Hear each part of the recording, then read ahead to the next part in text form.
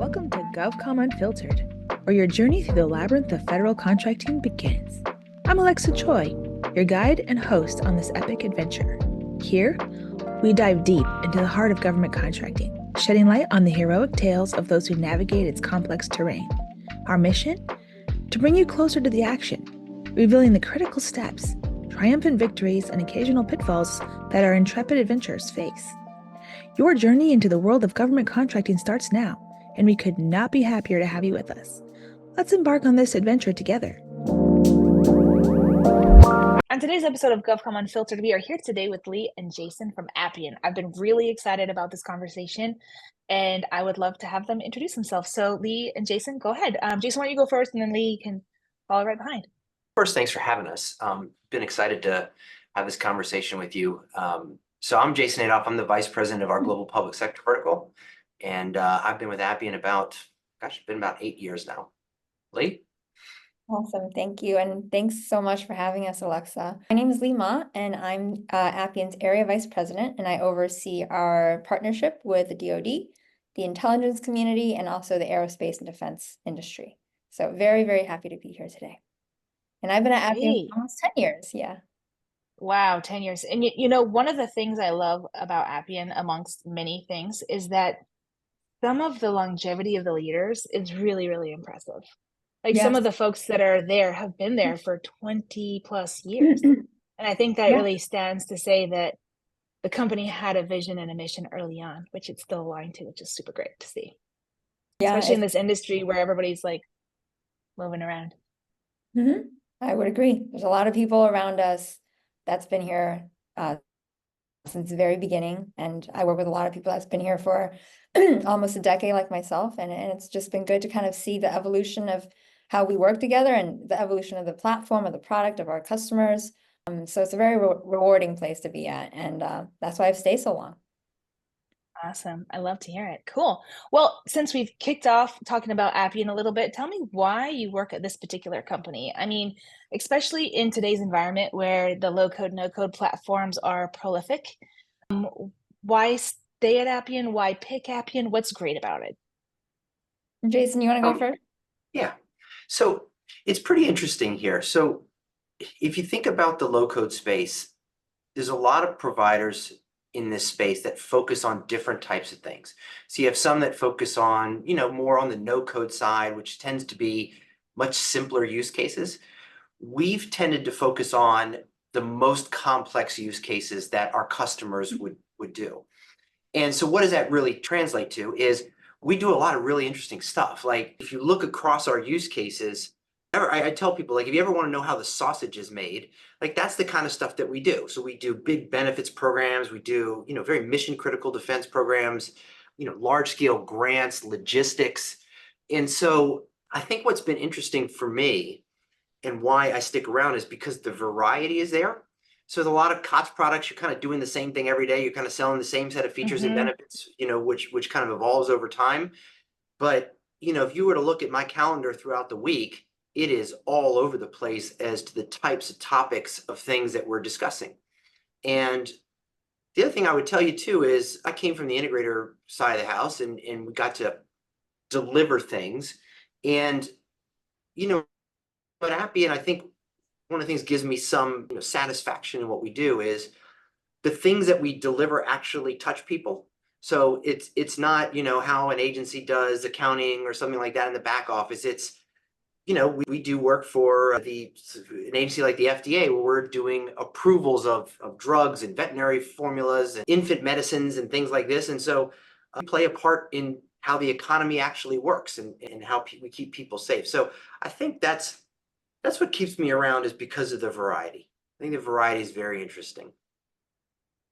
Yeah, I definitely agree with Jason. I think it's about the different types of missions that we support in general is just really interesting and it's really impactful. But I've been here for almost 10 years because this place is just really, really supportive of career development, career growth. And I think we'll probably cover shortly, like kind of my own career and how it's evolved here at Appian. The people that I get to work with, every single day I'm surrounded by people that are much smarter than me. So I get to learn from everyone. I learn a lot from Jason every single day as well. And I think just in general, the culture at Appian is it's very fun. It's upbeat. Everyone is here to make a difference. And I know you probably hear that. It's a little bit cliche, but it's really true. So I think just the energy of the company is just keeps it going and keeps it interesting. Awesome. That's good to hear, especially as companies grow and scale, keeping that energy, keeping the culture cohesive, and especially after COVID when people are not always in the office. And sometimes they are, and sometimes they're not, but sometimes they don't coincide. And I know that from a frontline leader perspective, and actually, this is one question off the list. I should have warned you that this will happen. But like, how did your leadership have to change post-COVID? Or did it? I think for me, it's just kind of reminding the team and reminding everyone that, first and foremost, we have to always prioritize customers, right? And not that people are not prioritizing them, but it's just reminding people that like you have to have human interaction to maintain relationships, and kind of getting back out there and traveling as much as you can to meet your customers, because our customers are based everywhere. Especially for someone like Jason, he travels to literally every part of the world. I think he's got like an Australian trip coming up, and he's going to the UK in a few weeks. So I think just making sure that everyone realizes that, post-COVID, we're kind of coming back out from a very, very unique place that we were in for quite a long time.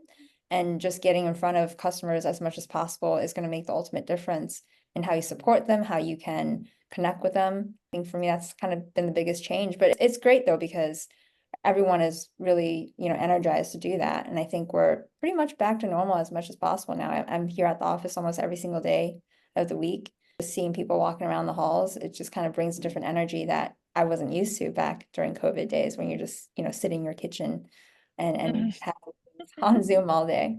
Right. Yeah, and I would add, I think one of the challenges that everybody has in kind of this post-COVID world is essentially maintaining a corporate culture as distributed as it is. And so I think we've done a pretty good job of having coordinated in-office days to allow people to come and just say hi, and we do happy hours and events in the office just to bring people in. But I think, if you were giving kind of a leadership lesson, I think one of the hardest things for some of us who've been in the workforce for a long time is, how do we provide the same opportunities for people who are remote as people we see every day? It's a kind of a classic out of sight, out of mind mentality, that it was unusual to have remote workers unless there was a reason why they were remote, before COVID. And what you try to do is make sure that those that are truly distributed feel like they're part of the team, because frankly, a lot of the remote workers become the biggest flight risks because they don't feel connected to the company. They don't feel like they're part of the company's success because they're not at all the happy hours. They're not getting all the corporate culture that we, display in the office. And I think Lee actually does a really good job of this, bringing the whole team in once or twice a week at a minimum. I think one of the things we saw early on, shortly after COVID, was we said, okay, come back to the office, but we didn't coordinate when. And so you'd have like one person on one day and another person, and then you come in like, why did I come to the office, right? I think she's done a really good job of creating reasons to be in the office on certain days, so that there's an expectation that everybody's there, and that you will go in and see people, and therefore, okay, great. But I think that's probably the biggest thing is how do you extend the culture? How do you extend the culture to those that don't have access to it in kind of a physical way? Right. No, I think that's a really great answer. And also have to give a shout out to Appian's office, Vallow Park, probably arguably one of the most beautiful offices in the area. It is gorgeous. And I know that Appian's really generous about having people in and giving them tours and walking them around. Every time I go there, I'm like, oh my God, this is so fancy. Oh, we have koi fish, we have everything here. Yeah, I love it. All right, let's talk about public sector just a little bit. And I know, Jason, your role is global public sector, which is a whole other term we can talk about if you like. But I want to know kind of, what are you most excited about, the both of you, as it pertains to public sector procurement, like where we're going, what are the drivers, and kind of like, I know that there's been like an influx of energy with the AI, right? Everybody's like, woohoo, let's build some cool tools. So what are you guys excited about, and where do you see it going? And where do you see Appian playing? Like in particular with procurement. So if you think about what we do, We do a lot of one-offs. Okay, so we talked. I mentioned a couple minutes ago. We do a lot of mission system building for which there is, only one system that some agency uses.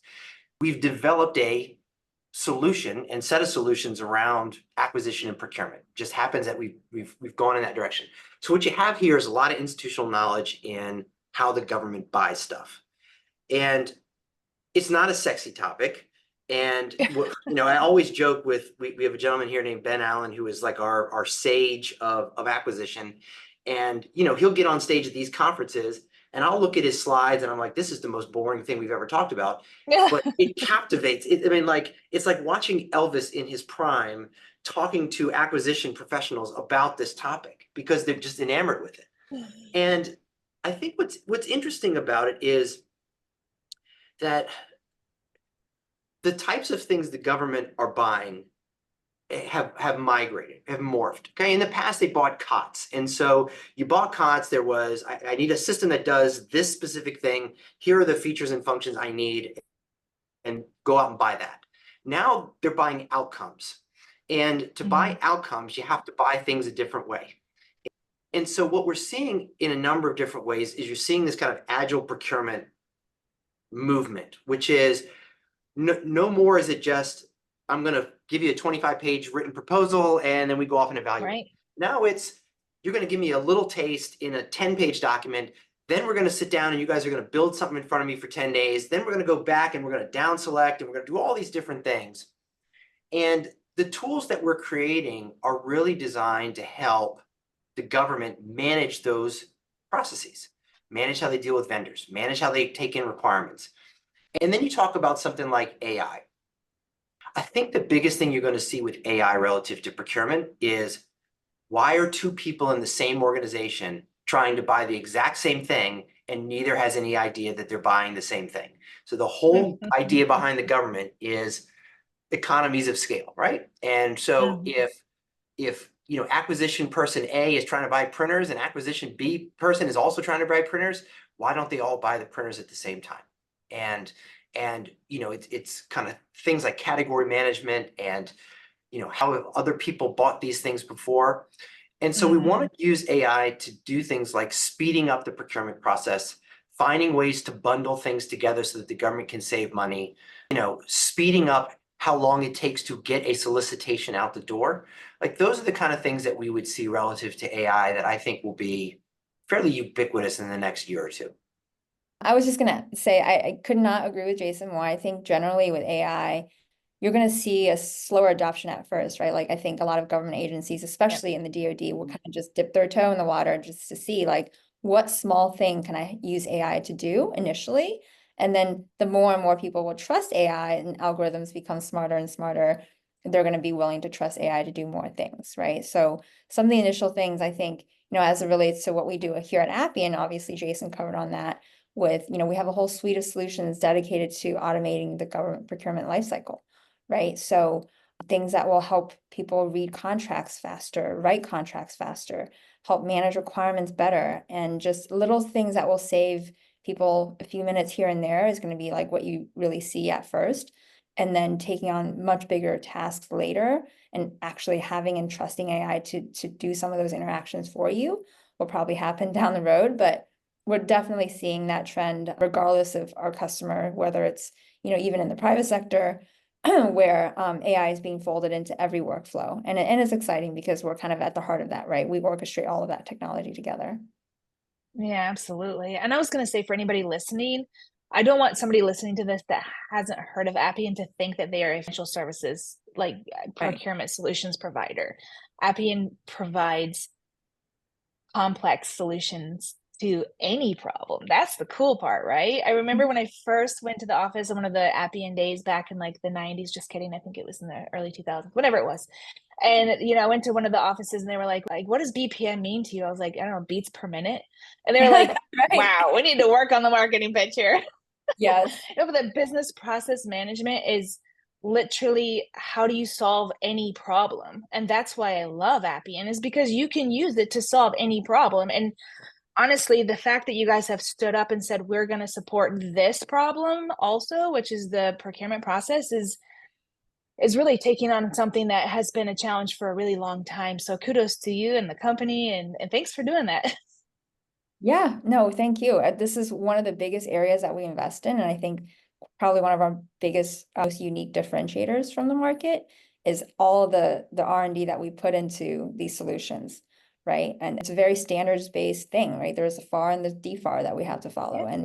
and so it's, ubiquitous. Every agency can benefit from it, regardless of where you are.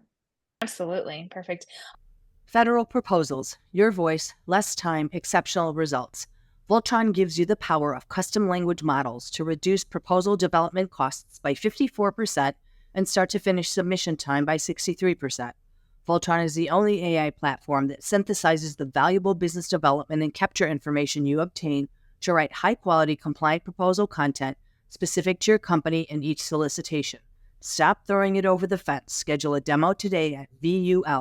All right, we're going to pivot away from Appian and a little bit away from your roles. And I'm kind of curious, what's something about your journey, and I want to hear from both of you, that nobody knows? You can get as unfiltered as you want. You can tell us whatever you want. I know that you both are kind of like well known in your communities as far as the government space goes. So what's something that people wouldn't know off the bat? Jason goes first. I started my career as an executive assistant. And what was interesting Really? was I graduated in December of 2000, and I had interned for at the time, like the first internet trade associations. You think about the timeline, this was like the height of the internet bubble. And I'm thinking, I'm graduating this place, I'm getting a BMW, I'm gonna make all this money. And then literally I graduated in January in the internet bubble burst, and I'm like, oh God, I have no job. And I actually have carried a bag before in sales, and I was terrible at it. I was unemployed for the first 4 months of 2001. I worked for a company called headhunter.net, which became part of, I think, careerbuilder.com, and then it was like some other job site. And yeah, I tried to sell job postings to people on the internet in the middle of a recession, and that kind of sucked. And I got laid off from headhunter.net. You'll love the date, like the end of August 2001.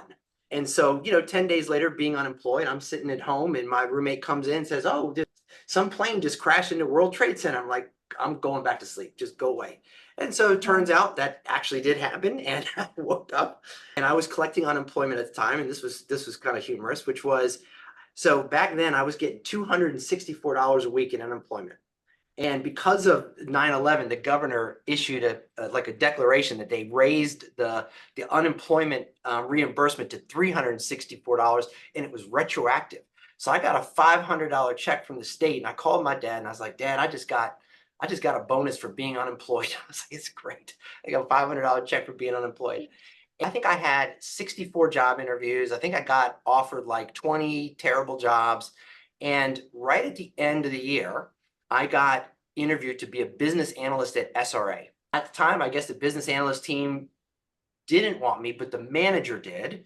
And so the manager had the business unit director hire me as his executive assistant, which to this day was the hardest job I've ever had.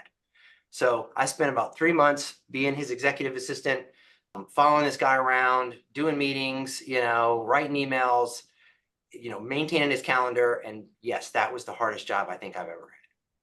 Wow, what a great story. I love it. And what a come up story, man.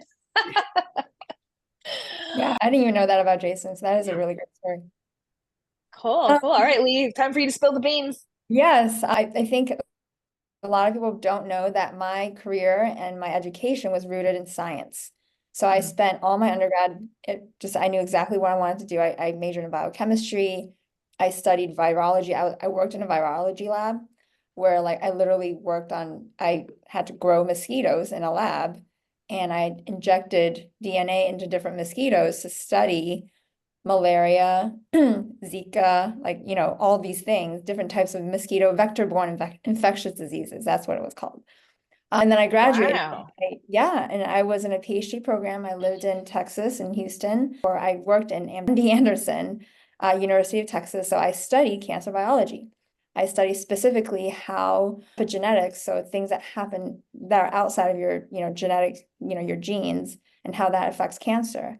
And so I was very, motivated to kind of become one of the top researchers in the world, and it took a different turn. I ultimately left that field and I got my first job outside of science. I actually temped during college at like a local company actually in Tysons, Virginia. They map data. So all they do is collect things that are mappable. Anything with a lat long, they just put it on a map and they sell that data to the government and to the private industry. And so I worked there as a data analyst. And every single day, my job was to find every single fire station in the United States. So I had to go on Google and I had to find every single fire station. And I did it so much because I had to call every fire station to verify their address, right? That I got my name listed on like a terrorist watch list because they're like, who is this girl calling every fire station, finding out where they are? So that's kind of how I like kind of evolved and shifted. But it was a huge time in my life. It was actually, I was very depressed when I had to leave, when I decided to leave the field because I knew it wasn't for me. And I was just like, where do I go? Where do I start? I had to move home. Parents were not supportive. They were just like, I remember the first time I was like, okay, Mom, I quit. She's like, don't come home without a degree. And she hung up on me. And I was like, what am I going to do? So I ultimately, I mean, obviously, I think I did well. And I think she's happy now where I am. But it was a very crazy change. Wow, these are You also great see, personal Alexa, stories. You also see when our PhD candidate over here is telling people that she sits in meetings where everybody is smarter than her, that's also a lie. No, that's not true. Very different background that I have. I have to say, I've been in GovCon a long time and I've sat with a lot of different folks. And I feel like some of the meetings I've been in Appian were some of the smartest people I've ever sat with, Absolutely. to be honest. That's a fact. I mean, you guys hire some smart people. Really, really smart people. Yeah. Well, thank you for sharing those personal stories. I feel like those were great. And there's like a data analyst connection point. There's like all these connection points that were really awesome. And I think a lot of people, Lee, to be honest with you, have that story where they thought they were going to do one thing and then literally life takes a right turn and you end up somewhere that you never even imagined, but the outcome is always better than you could have imagined as well. And it looks like it kind of turned out that way for you also. Yeah, definitely. Every decision you make, becomes who you are. It's great. Oh, I love that. Perfect. All right. So actually the whole front part of this was a little bit about Appian and the two folks that we're talking about. Now we're really going to pivot to talk about Lee and how awesome she is. I don't think women really get enough light shined on them in this industry, especially women that cover DoD from any perspective, or even in the DoD for that matter.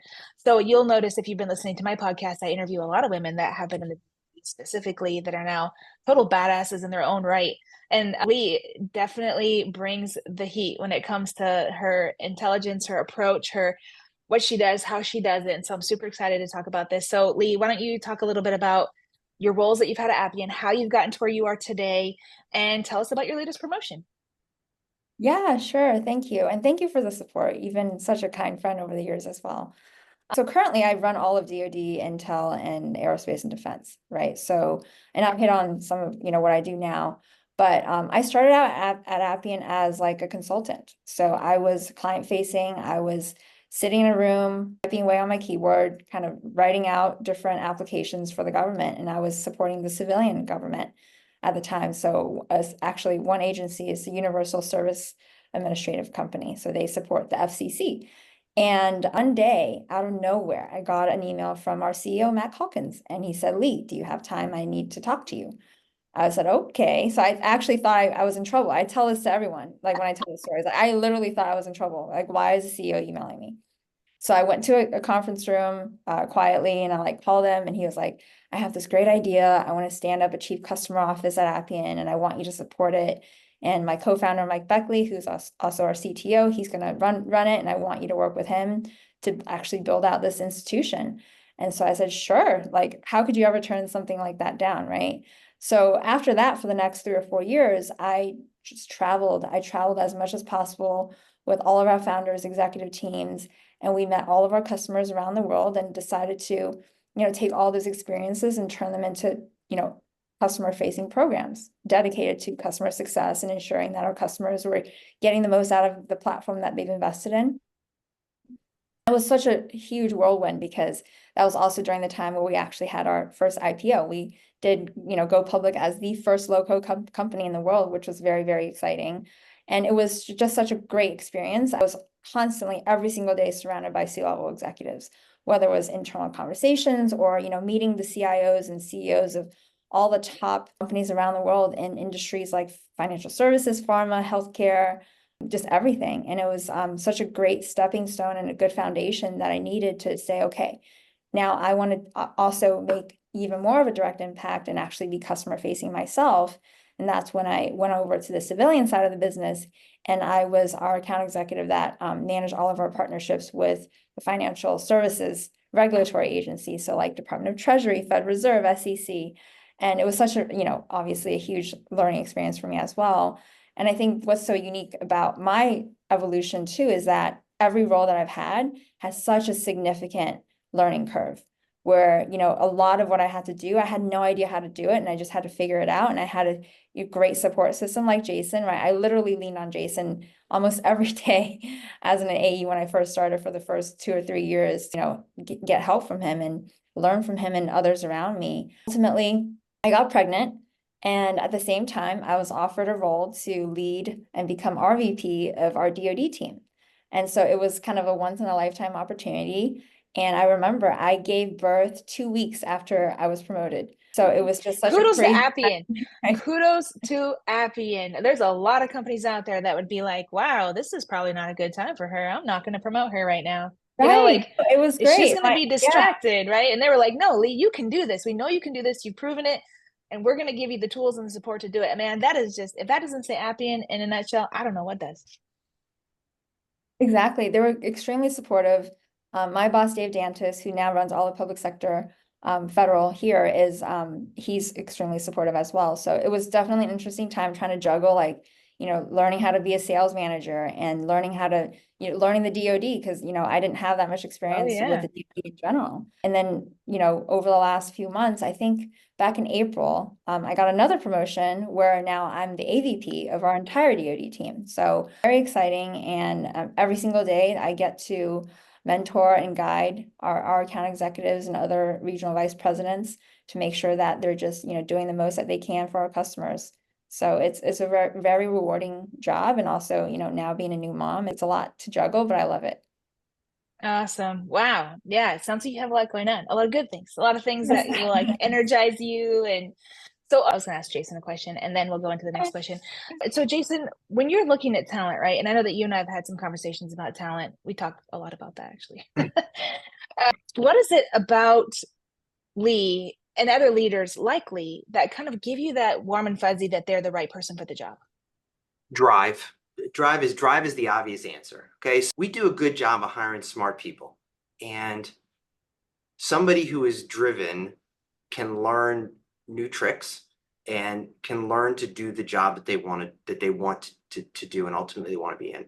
What we found really quick about Lee, because yes, she dragged me all over the metropolitan area to every single meeting, all over the place for every customer. And Lee can't fail, I think is the right way to look at it. That's not true. Let's put it this way. She doesn't like to fail, right? And she transfers that to the people that work around her. She doesn't like them to fail either. When we watched how she approached different opportunities, different customers, there was never any doubt that she wasn't going to be successful. And she was. She like sold the most of anybody, made all this money as an account executive. Awesome. We had the opportunity to put her in the RVP role in a completely different part of the business. We're going from basically financial regulatory to defense. We said, okay, what's the most important characteristic here? Is it that somebody who knows defense, or somebody that just never fails in whatever challenge we put in front of her? And so we put her in that role, and the obvious happened. She didn't fail. She wouldn't let her people fail. And like in her first year as an RVP, half the team won awards at our sales kickoff for, rookie of the year, biggest deal, like all this other stuff, right? And everybody around her won all these awards as well. And so it becomes pretty obvious really quickly why you put people like that in the roles that they're at, because they're just not going to fail in whatever role that you put them in. And so this was not a hard set of decisions. And like I said, it's not, I mentioned to you before we started recording, it wasn't just me. We had this opening and it was like, within like 36 minutes, the decision was made that she was going to be in this new AVP role by a I lot of love very that. senior people at Appian. This was not a hard decision. It just goes to show that, like, you take talented people, give them the opportunity to succeed. You couple that with the drive that she has. It was never going to be a bad decision. It's never going to be a bad decision. Right. I'm very excited for you, Lee, to see you shine and grow even more. I mean, what a tremendous, exciting opportunity. So let me ask you a question, and thank you, Jason, for your response. What does success look like for you personally? I mean, we all know what it looks like from an Appian perspective, right? Like, that doesn't take a rocket scientist to figure out. But like, when he talks about drive, right? What is, besides just putting numbers on the board, what does success look like for you? I think it comes in different forms. I think from a just purely work related, I think success is when I see the people around me and the people that are part of my team just happy and thriving and loving what they do and finding it rewarding, whether it's from a financial perspective or just, for them to like have learned and evolved as people in a professional setting, right? I think creating a culture that, people, everyone that we work with, everyone on the team, like, we're all friends outside of work. We actually hang out together on the weekends sometimes, a lot of times. And so I think that's success, when you actually create like a family around you at work that are, everyone is doing well and happy and just successful all around. I think that's really success. I think being a leader, and the biggest transition from being an individual contributor to a leader is actually like supporting the people and pushing them forward. Like, I don't want to be highlighted as like the top AE or whatever anymore, the top RVP or AVP. I want my team to be recognized for all the hard work and contributions that they've made. So I think that's from a work side. From a personal side, I think success is finding the balance, right? Finding work-life balance, especially now that I have a son. He's almost 2 next week, and making sure that there's always that balance that, I'm spending enough time with him and helping him grow and teaching him how to be like a cute little human that's, respecting of people around him. I think that's success. Awesome. Perfect. Thank you for sharing. That's great. And congrats on the little baby. I remember when you first told me you were expecting it, I was like, really? I know. Exactly. I was so blown away. I was like, so wow, career driven. I was like, yeah. I don't need to have kids. And Yeah, it just exactly. came. One day I was like, I think I need to. So it happened. And you know what? I'm just proud of you for taking on that role too, man. Like, you take on all the roles so fearlessly. I think all women can learn from you, like how to be a fearless badass leader. Think you got to take big risks in life. If you don't take big Right. risks, you will not see any big rewards. So That's facts. That is such facts. I love it. All right. So we have an event in a couple of weeks, and it's Leading for Impact. And it's really something, it's our favorite event of the year between G2X and Forum, where we get to highlight women and the success that they've made across the government space. And we have the CIO for the Department of State coming, and former CIO of NASA, and just really, really impactful women coming. And you're being recognized as one of the leaders. And I'm so excited about that. Yeah. So I just wanted Jason to say a couple words about the nomination. And then following that, Lee, I want you to say, who are you inspiring? Yeah. So this is pretty obvious. I mean, I don't think there was a whole lot of thought process we needed to put behind, like, why would we do this? I think what's important for people is, if you look at career growth, career trajectory, being a role model to others, I don't think you're going to get a much better example than Lee. The way that she handles herself in pretty much every aspect of work-life balance. Like I said, I'm like kind of at a loss for words, other than it becomes fairly obvious fairly quick. You look at someone that is extremely driven, that is responsible for an enormously important part of Appian's business, and you look at the path that she took to get there and how fast she did that. And Alexa, this as well as everybody else. It's not easy to be I hate to say this, but it's not that easy to be a female leader in a defense segment of a business. It's just not as common as people may or may not think. And so the fact that she's done that, the amount of respect that she commands in meetings that she's in with senior level defense officials when she's, around and in these discussions. I think we should celebrate that. And I think people should hear that story and understand and learn from her as much as possible, honestly. Yeah, absolutely. And so Lee, who are you inspiring? Tell us. So I recently gave a talk at a Women in Tech event. I think it was a few months Awesome. back. It was at the National Harbor. And it was about career transitions, right? So like obviously I've done a few of those. So I gave a talk about that.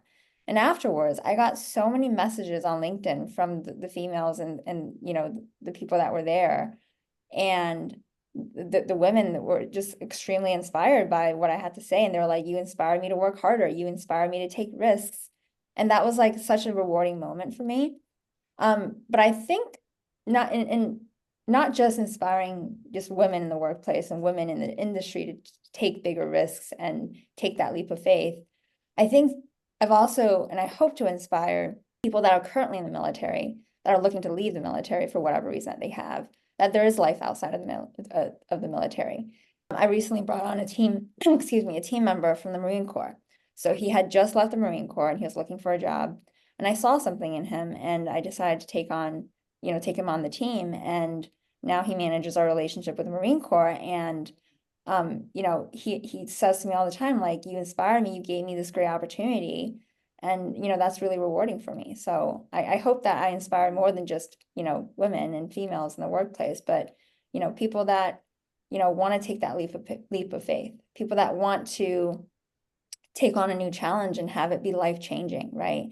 I think in the field of sales, especially, it can be a very life-changing field, but as long as you know that you can hustle and you can work harder than every single person around you, if you're willing to work hard and really be a self-starter and be organized and actually go get it and have the grit, you can change your life very, very quickly. Yeah. So that's kind of the inspiration I hope that I have on people. I love it. It's very exciting. All right. So as I knew what happened, the two of you are very engaging and this is a great talk, but it's kind of like getting towards, the time that we have to wrap this up. So the two questions I ask everybody, first question is, if somebody was watching you inspired by your journey, which I'm sure there are a lot of folks on both sides here, what would be one piece of advice that you'd give them? So I thought we could do one from Lee and one from Jason. The one biggest piece of advice, I think I've already said it, is take risks. If you are not finding your current job rewarding, or you feel like there's a different field that you want to explore, just do it. Don't wait. Just do it. I love it. That's perfect. That's great advice. There's never going to be the right time to make changes in your life. You only have one life. Time goes by so fast, and you just have to make changes and just do it. Just take that risk. All right, cool. That's a good one. What about you, Jason? I would say, look, is kind of follow the path that is in front of you in a little ways. And I do agree with Lee on the taking risks. I went to school, I was a finance major, and then I ended up in government contracting, and okay, I ran with it. And I said, okay, I found this and I've kind of made the path to the job that I wanted over time. I think that's what I would tell people is don't fight the path that you're on if it feels right, just because you have some idea of what you think it should be. You think it's supposed to be something different. That's why I don't do goals. People are like, what's your 5-year goal? But if I ever got asked that in an interview, they would be sorely disappointed. Like, first of all, don't believe in goals, so that's fun. But no, thank you for that. I think both of these are great. And the last question is, what is your superpower and how did you know when you found it? I'll go first. So interestingly, my family came from retail. So my father's side of the family had a jewelry business for about 65 years. My mother's side of the family had a shoe store for 70 years. And I worked in both of those businesses doing retail. So selling jewelry, selling shoes. And my superpower is I can read people really quick. Because when you go and do retail for literally, I started, right around when I was 13, I got my first paycheck at 13 because child labor laws didn't apply to me when I was in the family business. And when you're selling and when you're working with customers, just because you have the right message doesn't mean you are delivering it in a way that person can understand it. And I think I learned from working in retail for a long time how to deliver a message based on meeting somebody for a very, very short period of time. I think that's one thing that I'm proud of and that I'm pretty good at. I think that is a great superpower. And after doing about 100 of these interviews, nobody's ever said that one. So I like that. I think my superpower is just being really adaptable. And this is why. So, I've had different jobs, different careers, study something completely different in school. So I adapted to just whatever I needed to adapt to, right? But I think when I realized I really could adapt was when I had my child. I remember coming back to work and I was pumping, okay? And I had to figure out, how do I bring my pump with me to work conferences, pump on the plane next to strangers, and then once I'm there, have to figure out how to ship milk back home to my baby so the milk doesn't spoil. So like, I would have never imagined that I would have to do that in my life. And the fact that I was actually able to do it, and I did it for so long, like I was pumping for like over a year. So like now looking back, I'm like, how did I do that? Because I can never do that again. But I think that was a superpower I didn't know I had. Like, how did I even have the energy and drive to like do that and just ensure the survival of my child? So I think being a mom in of itself is a huge superpower. And I, million kudos to all the moms out there, especially single moms out there that have to do it, on their own. It's just incredible. So that's really my superpower. Wow, definitely. That's like a superpower within a superpower within a superpower. Yeah. Hands down, you win. That was But awesome. women do it all the time though, I don't think it's talked about enough, but one plug is Appian made it so easy because there's like a milk storage service that Appian pays for, and it's a business dedicated to giving you a kit.